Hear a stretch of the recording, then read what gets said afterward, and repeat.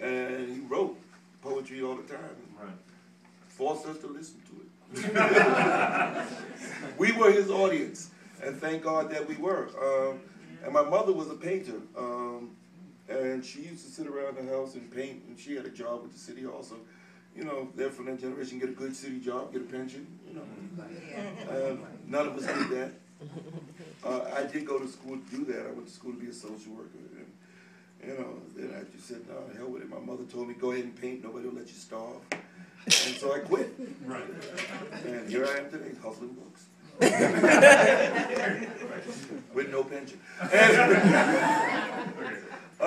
But that's how it started, and that's where it came from. It comes naturally. Right, but most of us will refer to at least one writer who really had, you know, some kind of indelible effect upon us. My father.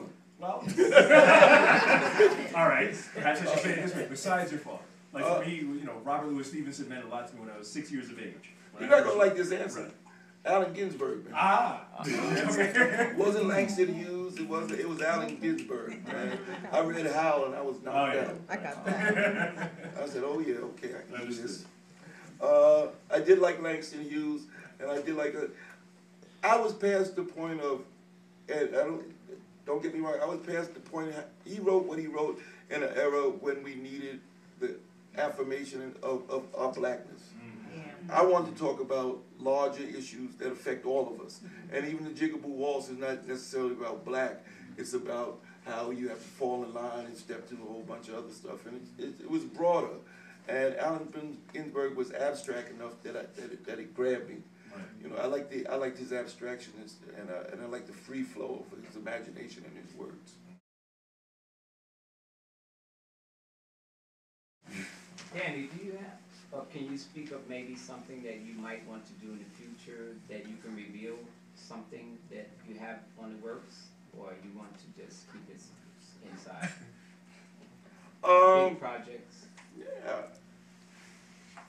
Yeah, I guess so. You know, one of the things, you tell something before it's ready and the shit don't happen. You know, we all say that, that's superstition. One of the things that I am working on is my novel. It's been 3 years finding the right screenplay writer, and so my novel's now a screenplay, and we have a pretty well-known director that's sort of signed on to it, and Russell's going to help produce it. So I'm trying to make a movie out of my novel. So that's my big project. Whether it happens or not, I don't know, but it's fun.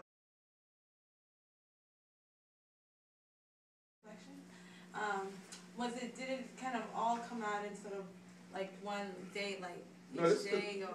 No, all those poems took place over about a year. Yeah. It didn't happen every day. I mean, you know, the way I tell the story sounds like I was just there. But you know, I text a poem and I go back over it and I get a response back, and you know, I do something with it. Then I put it in a folder, and then I go back to it later on. And this whole book took about a year of writing and about a year of editing and getting it to the place where it was printed and all of that. So it was a 2-year project.